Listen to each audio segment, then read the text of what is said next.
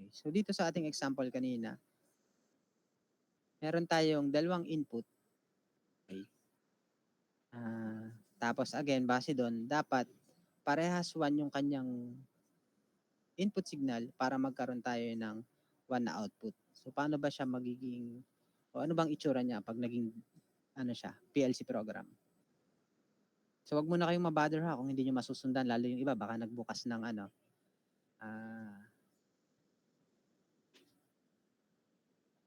nagbukas ng program, hindi pa naman tayo required talaga. So dito, ang input natin sa PLC, sa Mitsubishi X, ang output natin ay Y. Pero yun, depende yan sa ano eh, depende yan sa PLC yung gagamitin. Dun sa ginamit ko before na Allen Bradley at saka sa Bosch na si L150, ang I am discussing. Wait lang, kinausap ako ng bata. Sorry. Yun, so sa ginamit ko sa CL150, which is Bosch, and also sa Allen Bradley na kapag gamit din ako before, ang input naman niya is I, tapos ang output is Q. So sa ngayon, focus lang tayo dito sa sa Mitsubishi. So yun naman halos pare-parehas lang. Nagkakaiba lang siya sa interface at saka sa kaunting addressing. Again, input na ginamit ko is X0. Tapos output natin ay gawin nating Y0. So kung mapapansin nyo, Y0 lang yung tinype ko, pero pagka nag-update na siya, Y tapos 3 0. So pwede nyo namang i-type yung 3 yan, pero pwede namang shortcut Y0 lang. So automatic na yan. So kaya lang base dun sa ating pinakita kanina, dalawa dapat, at least dalawa man lang na input. So dito, isa lang yung input natin, gawin nating dalawa. Magdagdag pa ako. X1. So para hindi nakakalito, siguro lagyan ko siya ng parang tag, TB1. Ito tuturo ko naman sa inyo sa susunod. Tapos pagpalagay ng ito ay, sabihin nating buzzer. Okay, so para lang malinaw. Then compile ko lang siya. Tapos i-run ko. Meron kasi siyang built-in simulator. Kaya lang, teka, pakita ko na rin. Medyo nakukulangan lang ako sa simulator niya, pero pwede nang pagtiyagaan. Kung ko-compare ko nga ito versus dun sa cellphone na yung cellphone application, parang mas okay pa sa akin yung application na cellphone kasi nababago mo yung visor. Nababago mo yung input natin, pwedeng push button, pwedeng toggle switch, Tapos itong output, nababago natin ng kulay, pwedeng green, yellow, red, So ito, ganito lang, So pagtiyagaan na lang siguro natin. So syempre ang advantage nito, pwede natin siyang i-connect sa actual PLC. So kung meron tayong physical hardware o meron tayong hardware, ng Mitsubishi. So meron tayong magagamit. So kung cellphone lang, syempre hindi. Hindi pa sa ngayon. Okay, so meron tayong dalawang push button. Push button 1, push button 2, at meron tayong buzzer. So try nating i-press yung push button 1. Okay. So press natin push button 1. So kung makikita ninyo, nagkulay blue siya. Ibig sabihin, is 1 yung kanyang signal or siya ay true. So ito is hindi ko pa siya ginagalaw. So 0 yung signal or false siya.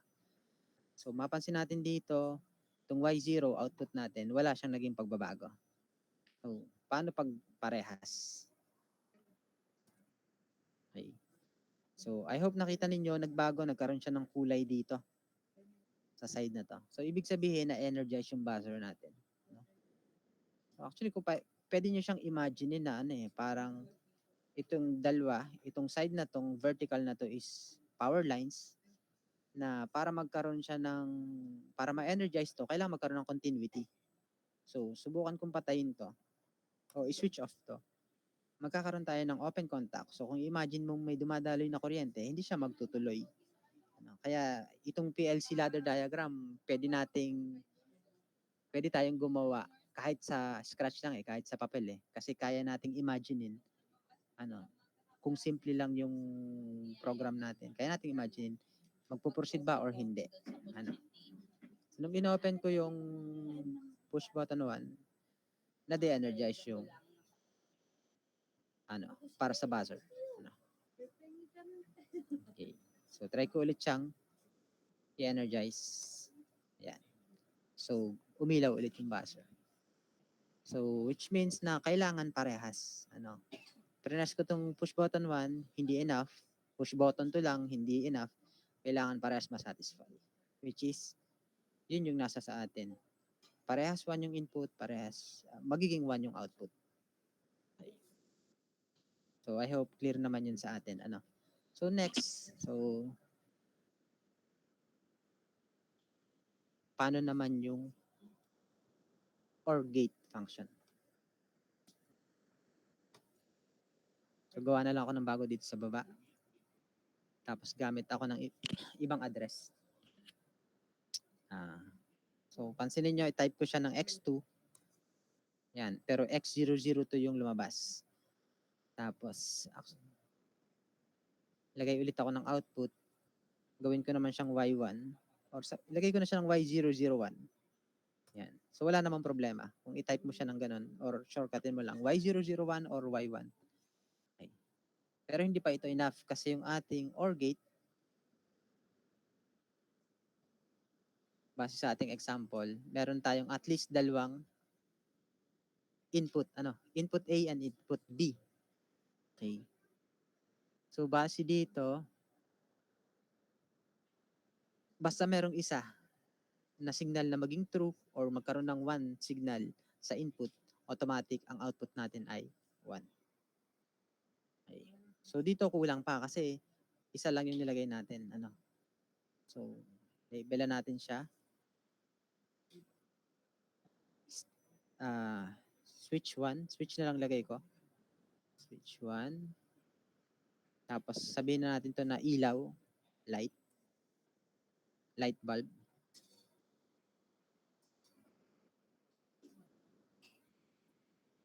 Okay. So, again, dapat dalawa. Saan natin to ilalagay ngayon yung padalawang input? So, meron tayong isang input, pero again, 2 or more para sa ating OR gate. Wait. Dito akong lalagay. Tapos, bigyan ko siya ng panibagong address. X3. Labelan ko na lang din. Switch 2. Compile, build. So, ganito lang siya kasimple.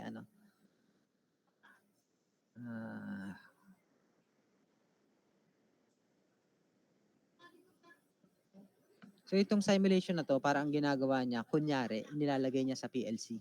Kasi pag nag-program ka, para mag-function siya sa PLC mo, kailangan mo muna siyang i-load or ilagay sa PLC.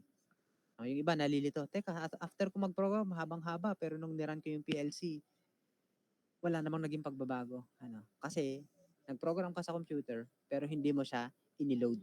Kahit pa connected yung computer mo sa PLC, hindi mo naman i-load, wala din mangyayari. Part na rin siguro yung troubleshooting kung sakali later on. So, try natin siyang i-simulate. So, again, base dun sa kanina, kahit alin sa ating input ang ma-energize, magkaroon ng signal na 1 or maging true, magiging 1 na yung output natin. So, try natin siyang i-switch on. So, kung mapapansin ninyo, yan, gumana. So, what if yung kabila naman, yan, so gumana din siya. Yan. What if dalawa, wala na siyang magiging epekto. Basta ang mahalaga merong isa, okay na yon. Kung gaano man karami yan at sabay-sabay mo siyang i-furnace, ganun pa rin. Energize pa rin ang ating output. So, naiintindihan ba? Nakakasabay pa naman? Students? Opo.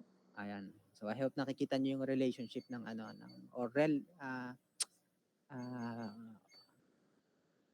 yung equivalent ng ng logic gate function natin pagka ginawa na siyang PLC program. So, ito mga simple pa lang naman.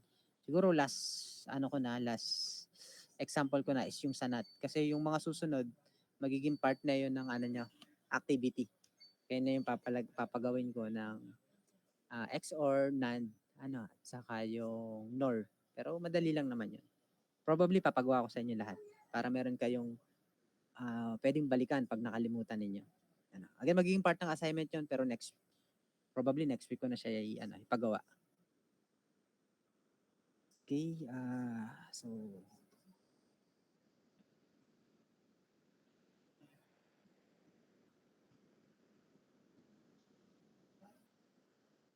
so paano naman pag NAT? So magawa muna ako ng ano ba maganda? Motor, O teka, output natin is Y2. Okay.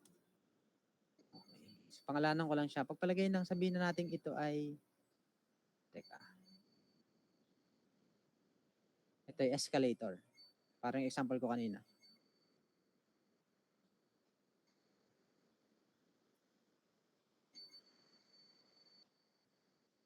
Ito wala tayong magagawa kasi kung mapapansin nyo, escalate to, tapos R. Limit na kasi yan. Later naman di-discuss ko sa inyo kung paano maglagay ng proper tawag dito, device comment dito para maiwasan natin yung ganyan. Tapos, lagay lang ako ng push button ha. Wag muna kayo masyado magre-react. Okay. X4. Walang problema kung capital o small letter yung ilagay ninyo. Automatic magbabago rin naman yan. Although depende yan sa sa PLC. Hindi ko sure sa iba kasi ang daming PLC hindi ko pa nasusubukan gawin or gamitin.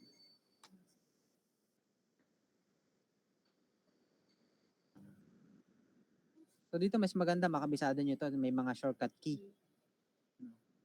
I think dati nung pinapractice ko siya, later on nung nakabisado ko yung shortcut key, mas mabilis akong gumawa. Kaya lang tagal na kasi nun eh. Iba na yung ginamit ko, tas ngayon lang ulit ako bumalik. Okay, so dito, pag prines natin to,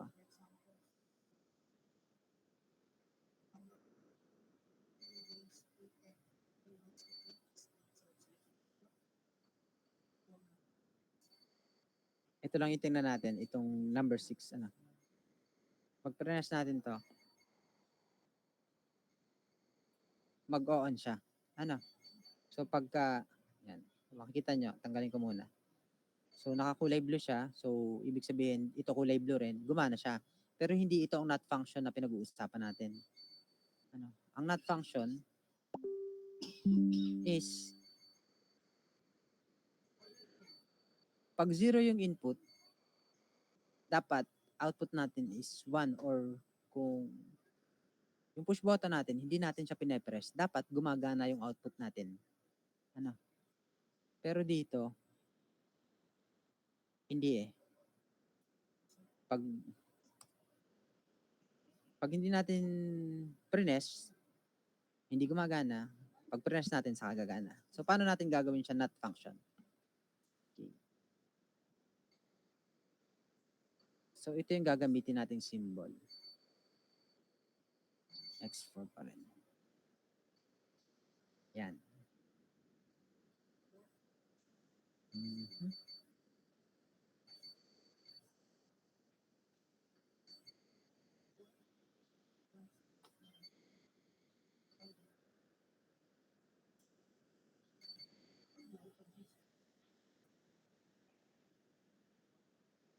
Hello, lobat na ako. So, dito, yan, wala pa akong ginagawa. So, pagka-run ko, since ang symbol niya is ganyan, para siyang naka-normally close. So, kung imagine niyo yung flow ng electricity, yan, so, from this one line, nagkaroon siya ng continuity kasi naka-normally close na siya. Diretso na agad siya dun sa ating escalator. So, kung kailan ko siya ipepress, ngayon ko pa lang siya ipepress. So, saka siya namatay. So, ito yung equivalent ng not function. Okay? So,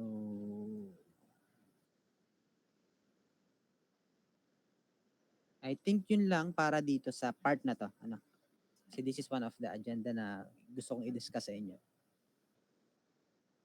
Anyway, may question ba kayo dito sa topic nating fundamentals of logic? Okay ba naman? Naintindihan pa naman? Yan, sige, hopefully naintindihan. Pero gaya naman sabi ko sa inyo, pagka medyo hindi klaro, pwede naman natin pag-usapan. Kung gusto nyo, kahit bukas, ano. So, meron pa tayong sunod na topic. Meron pa akong i-discuss. Ito naman ay rules for PLC ladder diagram programming. So, i-show ko lang. So, visible ba yung ano, yung slide, yung 6 rules for PLC? Nakikita ba? Yes po. Yes po, sir. Yan, sige, thank you.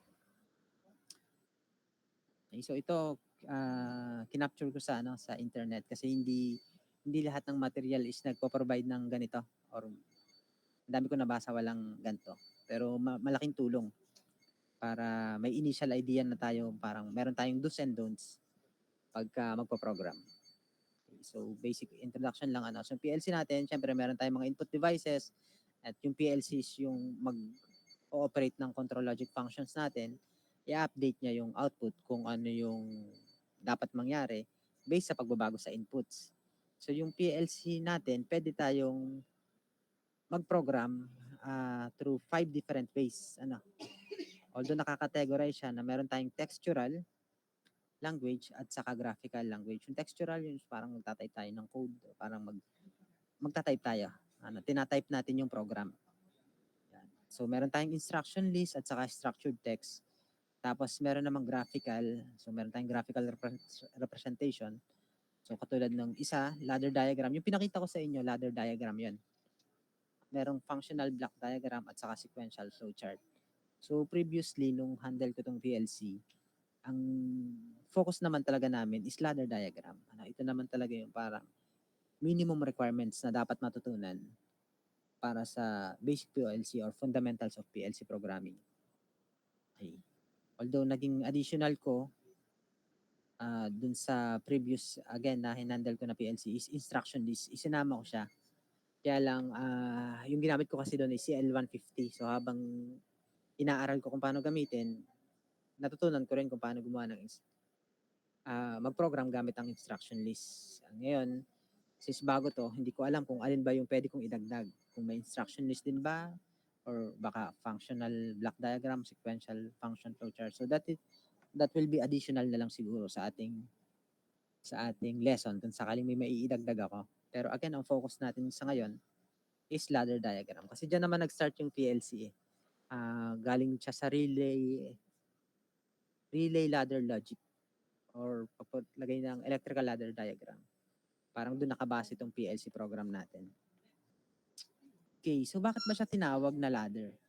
Kasi kung titingnan ninyo, ito meron tayong mga ibang different way para mag-program ng PLC pero hindi ko siya i-discuss sa ngayon. Hindi siya covered ng ating lecture. So kung gusto nyong mas maintindihan pa or magka-idea kung ano yan, pwede naman yung i-research. And I think naglagay ako ng parang YouTube link para at least magkaroon kayo ng idea. Wait lang charge ko lang yung aking laptop at baka bigla akong mag-out pag di ko na-charge.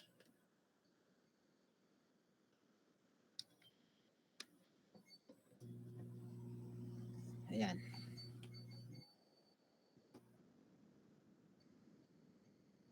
So ito yung sample lang ng isang simple PLC hardware. So dito makikita ninyo, I hope na medyo malinaw naman. Anyway, sa face-to-face naman meron tayong actual PLC. Mas may ipakita ko sa inyo yan doon. So meron tayong input terminal. So hindi kasi ito Mitsubishi kaya ang gamit niya ay I. So I hope pag kayo malilito. I for the input.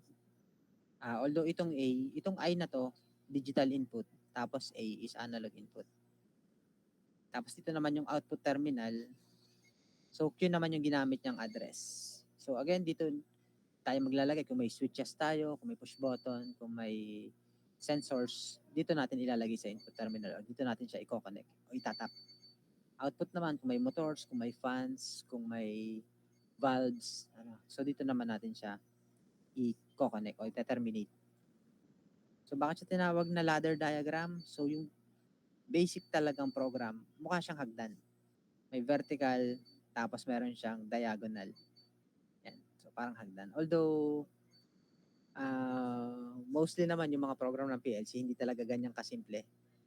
May mga parang mga latching pa, parallel. So, hindi talaga siya ganun kalinis para masabi nating hagdan. Parang hagdan lang. So, paano ba binabasa ni PLC yung ating program? So, kung mahaba ang program natin, so binabasa ni PLC na parang sa libro kung paano tayo magbasa. Tayo mga Pilipino, ng libro from left to right and top to bottom. Okay, so, discuss ko lang tong part ng ladder diagram. So, yung nakikita nating vertical, itong dalawang vertical lines, siya yung power lines natin. So, 24 voltage, saka negative, supply natin. Tapos, yung kada lines natin, tinatawag natin na rang. Tapos, itong nakikita natin dito, meron tayong, siguro medyo malabo yata, pero nakaturo dito, base dito sa aking material, XIC. Or ang ibig sabihin niyang XIC, examine if close. Tapos ito naman, or pagpalagay na kahit ito na tingnan ninyo, XIO naman yan, examine if open. Depende yan sa gagamitin yung PLC or sa manual na babasahin ninyo. May nakalagay XIC or examine if close, examine if open. Pero meron naman directly tinatawag siyang normally close at normally open. Pero sabi ng nagturo sa akin dati sa isang training, mali ang term na normally close at normally open contact. Kasi yun ay para sa devices na may physical contact tulad ng mga switches. Yung may talaga, physical devices. Switches, push button, yun. So kasi ang magiging problem, what if nilagyan itong sabihin na natin, tawagin natin normally open, tapos nilagyan mo ng normally close na push button. Medyo confusing na. Ano ba talaga normally open, normally close? So for the sake of terminology, I do believe na mas tama ang term na XIC, examine if close or examine if open. Pero terminology lang naman yun eh. Ang mahalaga, alam niyo yung operation. So kahit nag-agree ako dito, XIC, XIO, ang pinipili ko pa rin is normally close, normally open. Kasi mas madaling banggitin. Yung for the record lang, So tatawagin natin siyang normally open at saka normally closed to para sa akin. So pwede nyo namang hindi gayanin as long as naiintindihan nyo naman yung process. So yung Mitsubishi, tawag sa kanya normally closed, normally open din eh. So punta na tayo dun sa 6 rules sa pagpo-program ng PLC. So base dito, inputs can be used in series as well as parallel to form a connection. So ano ba yung example niyan? Okay. So dito,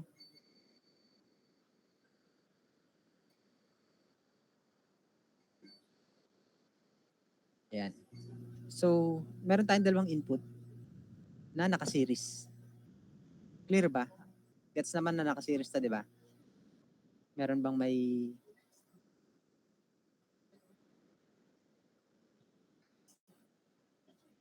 Ayan. So, chinek ko lang kung online pa ako. So, dinig pa naman ako, students. Okay. So, nakita ko naman yung heart reaction niya. Ibalik tayo dito. Slideshow. Yan. So, pwede siya, yung input natin is naka-series, naka-parallel. Which is, by example dito, naka-series naman siya. Pwede pa tayo magdagdag. So, walang problema. Kahit ito punuin natin, wala namang problema dyan. Basta kasya. So, pwede din na naka-parallel. So, hindi ko na siya i-simulate kasi nakita nyo na naman kanina gumana, di ba? So, pwede daw yan. So, paano ba natin malalamang input? Yung output kasi, nasa pinakadulo yon. So, yung nasa pinakadulong nag-iisa, output yon. Pero, before that, lahat yun ay input. So, kahit ito, maglagay ka dito. Dagdagan natin X7. So, kahit maglagay ka dyan, input pa rin yan, kahit malapit na sa dulo. Sige, i-update ko na lang yung Yan. Tapos automatic naman siya na wala naman siyang reason talaga kung bakit siya nasa dulo, nilagay niya dito. So hangga't hindi mo siya napupuno, ilalapit niya ng ilalapit dito. Okay. So pwede yan. So kahit i-simulate natin yan, magpa-function yan. So ganun din dito. Pwede natin siyang dagdagan pa ng nakaparallel. Kaya lang magtatagal tayo. I think gets nyo naman yung point. So yung sinasabi dito. So pwede daw yun. Okay. Sunod, outputs or coil can be used only in parallel. Okay, so pwede itong ganito. Okay. So, parallel lang daw ano. So, try nga natin. Baka naman fake news. Dagdagan natin siya ng output dito. Ah, so, bago ko siya baguhin, pansinin nyo to ha. Y00 to ano. Yan, magdadagdag ako sa katabi niya. O, dito ko ilalagay para mas hindi kayo malito. Ang pipiliin kong symbol is yung para sa output. O, tinatawag na coil. Hindi ko alam kung mababasa nyo, pero coil tong nakasulat. Ano? So, yan yung symbol natin para sa output. So, gawin ko siyang Y7. Okay. So, anong nangyari? Kanina to is Y0. Pero nung sinubukan ko siyang lagyan ng katabi or naka-series, hindi niya inaccept. Instead, ang ginawa niya, pinaltan niya yung existing ko. May undo ba dito? Hindi ko sure kung may undo dito eh. Sige, kinakapa ko pa kasi. Anyway, ayun. So, try ko pa rin magdagdag. Y7 to ano, sikulitin natin. Baka naman nalito lang siya. Gawin kong Y6. So, hindi talaga. Binago niya lang yung nasa dulo. So, hindi niya ina-accept na maglagay kayo ng naka-series. Yan. Sige. So, medyo hindi ko pa kabisado kung paano burahin lahat kasi kinakapa ko pa rin. So, para mas madali, gawa akong bago.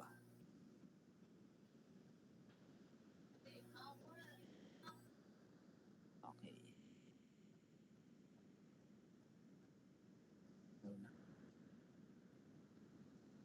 So, kaya burahin ko kasi lahat. Ano, try ko naman gumawa ng ganito. Marami siyang output. Pero isa lang yung input natin. X0, Y0,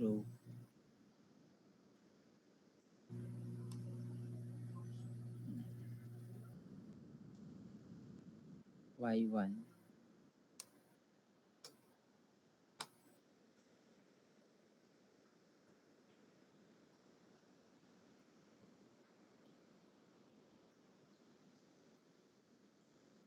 Y2. So hanggang 3 na lang para hindi naman ako masyadong hirap. Kinakapa ko pa kung may shortcut dito kasi sa iba may shortcut eh para maglagay ng parallel. So dito is parang idinodrawing ko pa siya. Yan. So meron tayong one input. Ano, lagyan na lang din natin ng label. Push button or start na lang. Start PB.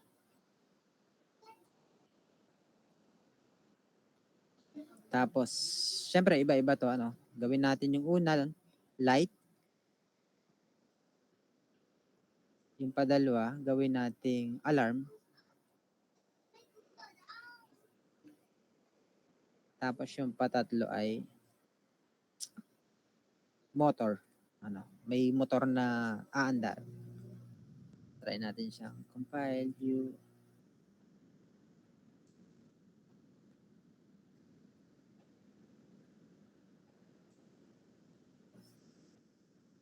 Yan. So, inaccept siya ni PLC. Ano? So, minsan kasi pag mali yung ginawa natin, hindi siya nagpo-proceed. Tapos minsan may magpo-prompt na may error sa program. So, try natin siyang i-energize, shift enter. Yan. So, isang push button lang, since nakaparallel yung tatlong load natin or yung tatlong output, lahat sila sabay-sabay na buhay. Ano? Pag pinatay ko to, so same lang din, lahat sila sabay-sabay namatay. Or nag-turn off. Ano? Yun yung sinasabi dito.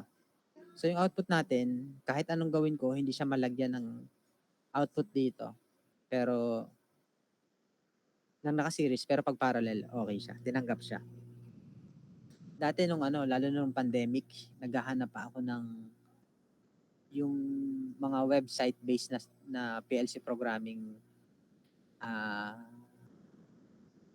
simulator. No? So, yung iba kaya hindi ko siya pinili kasi tinatanggap niya.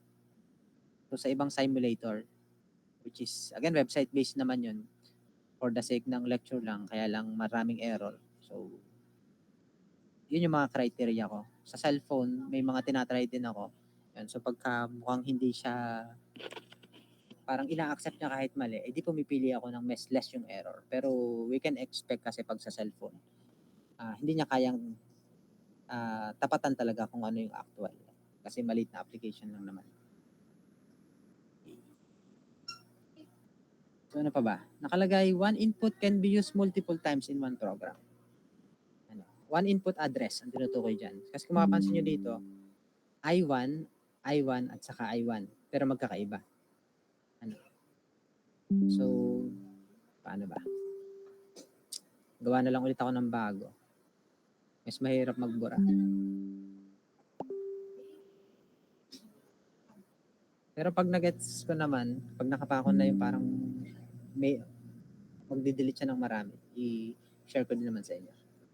Dito, gawin natin siyang x0, tapos output niya ay y0, tapos x0 ulit. So sabi pwede daw ilang beses mong gamitin yung address ng input y1. So last siguro, hanggang 3 beses kasi pagod na.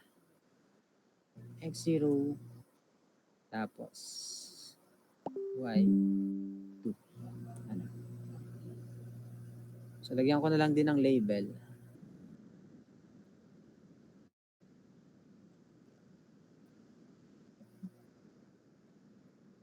Start button.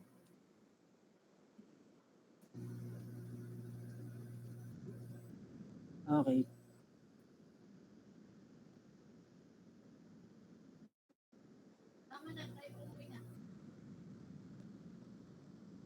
Yan, kung mapapansin ninyo, isa lang yung nilagyan ko, pero lahat nagkaroon ng device comment. Ito. Kasi, yun nga, iisa yung ginamit kong address. So, kung 10x0 yan, lahat yun, automatic lalagyan niya ng start button na comment.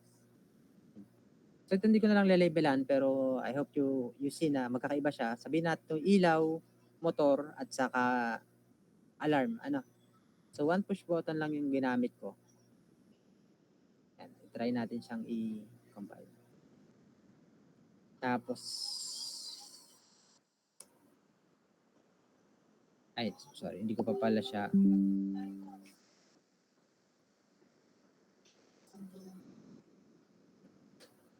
So, one push button lang. Pero since pare-parehas naman siya, na-energize niya tong lahat. So pwede yan. Pero mas madali yung ginawa ko kanina. Isang push button lang dito, tapos nakaparallel lahat. Yung binura ko, yung ginawa kong parallel yung tatlong output. Ganun lang din yung equivalent niya. So, hindi ko alam kung nasabi ko na sa inyo, sa PLC, pwedeng magkakaiba tayo ng program, pero iisa yung ginagawa niyang function. So, I think nasabi ko naman din na dito, ang titingnan ko is gumana ba based on intended or based on instructed. So, kahit magkakaiba tayo ng program, basta na-satisfy yung condition, tatama ko yun. Okay. So, ito yung example nun. Magkaiba program, pero parehas ng ginawa. Okay, ano pa ba? Narito pa pala tayo sa rules. Okay. So, pwede daw ito. Tinetest ko para at least kita nyo,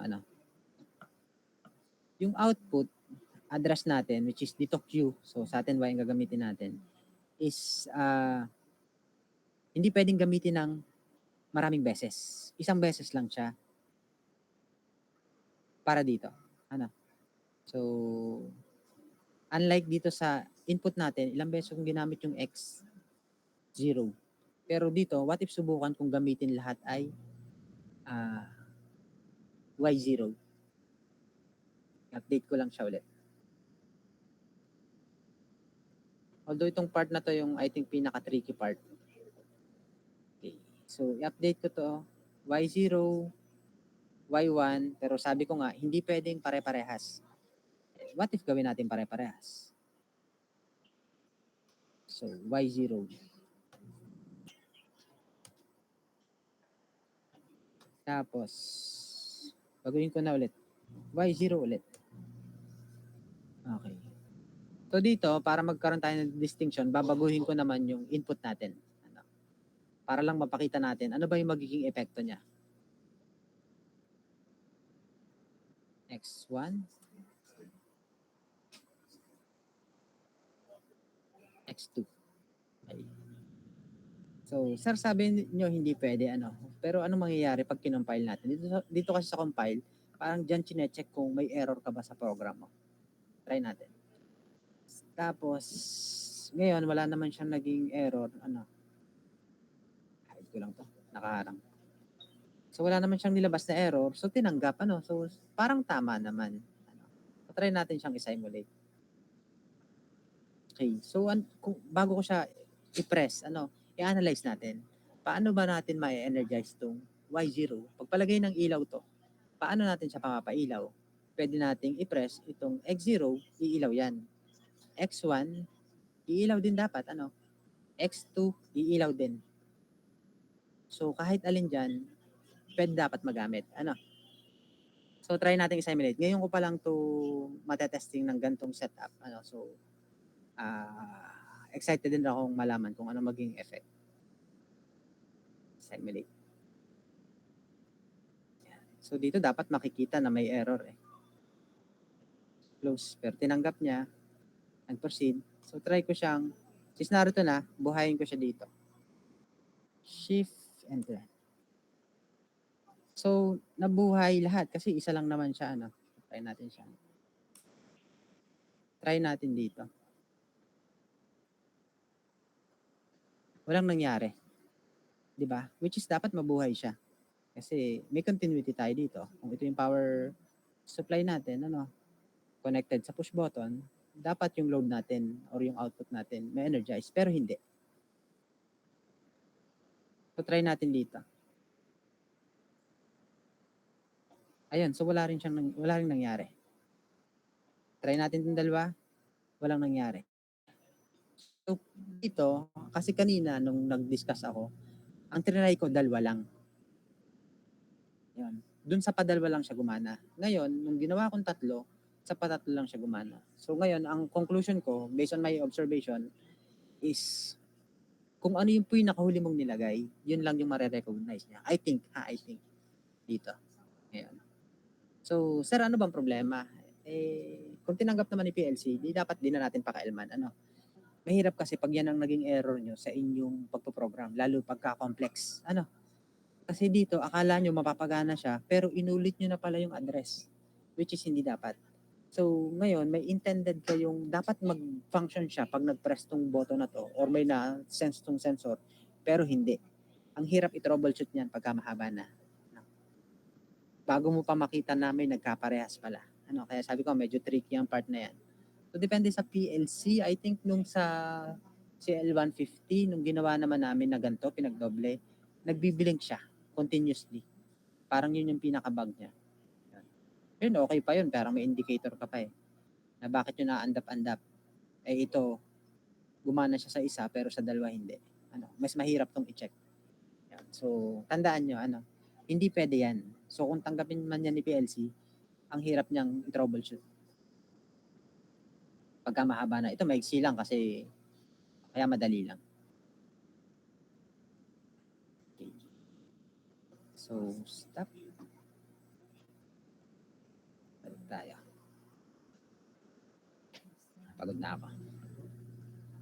Since sinasabi, kaya lang, yun, can it be used multiple times in one program except pag ginamit mo siya sa set and reset. Itong set and reset, meron siyang specific function. Pero i-discuss ko na lang siguro sa susunod na meeting. Naka-line up naman yan kung ano yung i-discussin ko. Ayoko na muna siyang i-discuss ngayon kasi magiging redundant next. At saka, yun, set and reset at saka sa latch. Actually, yung set and reset at saka yung latching, halos equivalent lang yung function niya. Pero siguro ito pwede ko siyang gawing example dahil para mapakita ko yung sinasabi dito. So mamaya babalikan natin to ha. So yun lang sinasabi, sa output dito, ito lang ang pinapayagan. May set and reset at saka pag gumamit ka ng latch function. Okay. So 5, input address cannot be used as an output address. Okay. So again, ano nga yung input address natin? So ang pinapakita ko is yung X, or yung ginagamit ko is X. So ibig sabihin, sir, pag nag-open ako ng coil or naglagay ako ng coil, hindi ko pwedeng gamitin yung X, So, yun sinasabi ko. So, try natin kung sasang-ayon ba si PLC. Yan. So, nung press ko, ganyan yung lumalabas. So, hindi niya tanggapin. X0, pero gawin ko siyang Y0, tinatanggap naman. So, again, ulitin ko, baka mali lang ako ng type. X, tapos number 0. Ayan. So, hindi talaga niya ina-accept. So, ibig sabihin, hindi pwedeng malagay dito yung input address. Pang-output lang. Ano pa ba sinasabi dito? Number 6, output address can be used as input address. So, unfair siya, So, hindi ka pwede maglagay dito ng X, pero dito sa part na to, pwede ka maglagay. So, yun, mapapakinabangan natin sa mga susunod pa. Papakita ko lang sa ngayon. So, gawin natin siyang Y1. Parang relay function na kasi nangyayari dito. Tinanggap siya. So, pag load natin siya, magpa-function naman siya na maayos. Tapos ano ba yung tinutukoy na latch? So, bukod dyan, ilagay ko siya diyan. Ilalatch ko na rin.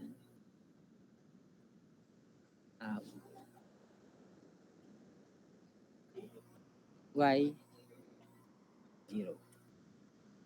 Ayan. So, tatanggapin din yan. So, hindi ko na siguro siya isa-simulate kasi i-explain ko pa kung ano yung latch and unlatch. Although basic lang naman yun, pero next topic na. Pinakita ko lang. Yan. So, pwede siya dito. Ito naman, mas ma-appreciate nyo pag nagpo-program na eh. Yan. So, yun lang. That concludes my, my discussion. So, meron ba kayong question? Meron kayong concern? Nasaan na ba? So I hope na nagkaroon kayo ng idea. Ang PLC naman, hindi ko naman siya ituturo ng biglang mahirap agad, At saka para sa akin, hindi naman siya talaga totally mahirap. Dumadami lang.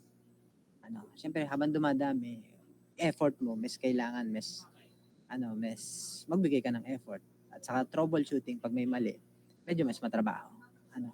Pero kung himay mo naman yung basic, madali na yung work around dito. Madali na siyang and hopefully ma-enjoy nyo sa pag kayo na mismo yung nagpo-program. Ayan. So, but I expect again sa next week, sana, sasabihin ko naman sa inyo, magdala kayo ng laptop. Pero pag sa tingin kong hindi nyo kailangan magdala ng laptop, hindi ko napapadalhin kasi mabigat. Pero, yan, i-announce ko naman, dalhin nyo yung laptop. Tapos ay, again, sana naka-install na yung application. Or kung hindi man, pwede kayo magtanong ng mas maaga. Or bukas, pwede, ayoko kasing lagyan ng USB yung cellphone ko. Yung laptop ko kasi itong gamit kong laptop sa anak ko na yung akin nasira sa virus Kaya ako takot. So siguro kung meron kayong kaklase na nakapag-download and okay naman yung laptop niya, pwede kayong kumapya sa USB. Tapos install, Pero pwede niyo rin namang i-download. Okay, so may question ba? May concern? Okay, Ernest. Sir, yung sa assignment po natin, dadalhin na po ba namin bukas po yung yung hard copy po? Good question. Hindi, deadline kasi niya is next week pa. So parang paano yung hindi pa nakakagawa? Next week, face to face, dadalhin niyo yun. Kasi checkan natin. Yan. So habang checkan, di-discuss na rin natin. Tapos hingin na rin ako ng tulong sa inyo na ma-checkan natin yan ng sabay-sabay. So, yun. Pero kaya na yung gawin. I think kanina dun sa unang section, sabay ko namang ipinost pero may nakagawa na agad na 3. So, ganun siya kadali. And sabi ko nga, ayoko kayong i-pressure. So, yan, marami pa kayong oras. Pwede pa kayong mag-relax. Yan. Pero, syempre, pag inabot na kayo ng deadline, ay ano tayo. Discuss ko na rin ng konti. Ano? Nasaan ba yan?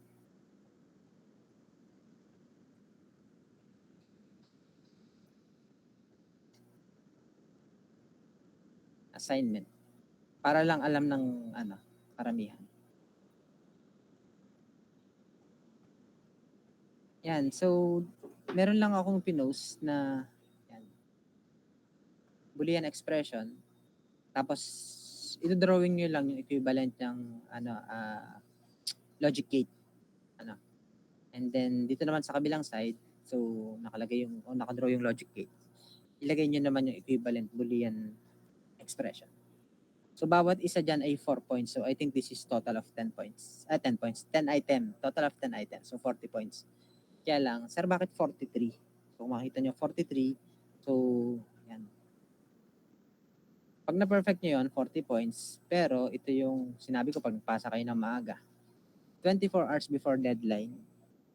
So, matagal pa naman deadline. 24 hours before deadline, 3 points makukuha nyo pag pinasa nyo.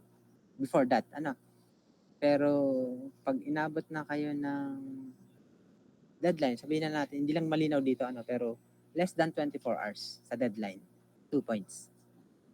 Pero pag nag-submit kayo ng late, inabot ng 1 oras na late, 1 point lang. Pero paano pag inabot ng 2 hours? 0 yun. Pero meron akong instructions pa dito. Balikan natin. Yan. So, pwede kayong mag-drawing gamit ang handwritten. Pero kung meron kayong application, para mas maganda yung ipapasa ninyo, pwede rin naman. Pero i-convert nyo sa PDF. Siguro maganda, i-snip nyo o i-crop nyo yung inyong ginawa, tapos ilagay nyo sa Word, and later on, saka nyo i-convert sa PDF. Saka nyo ipasa dito. Yan. So, pwedeng handwritten, walang problema. Pwedeng PDF. Kaya lang, dadalhin nyo yun dun sa face-to-face meeting natin next week. Next week pa naman dahil ng chechikan. So may nakalagay pa dito, after the deadline, you only have 1 day grace period for late submission. So paano pagka lumagpas na ng 1 day or lagpas ng 24 hours late, di ko natatanggapin. Kasi syempre, face-to-face na yung sunod na meeting natin nun. Alangan namang pagkatapos ng ating face-to-face na checkan, saka ka magpapasa, edi kokopyahin mo na lang yung sagot, di ba? Wala nang sense yung assignment. So, 0 ka na dapat nun. So, I think maiintindihan nyo naman kung ba't QG0. Tagal na nga.